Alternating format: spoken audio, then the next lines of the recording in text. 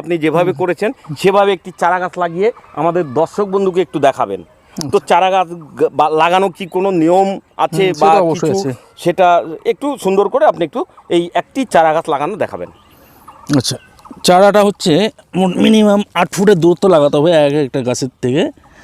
মানে এই গাছ থেকে এই গাছ 8 ফুট দূরত্বে আপনি লাগাচ্ছেন। আচ্ছা, তারপরে গর্তটা মোটামুটি 8 ইঞ্চির মতো গর্ত, 8-9 ইঞ্চি যতটুকু লাগে এক একটা গাছে।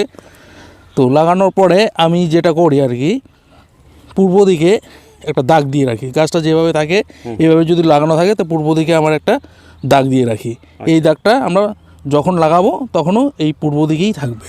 আচ্ছা, হ্যাঁ, তাতে গাছের চেহারা ভালো হয়। হ্যাঁ, গাছটা খুব ভালো সবল হয়ে ওঠে।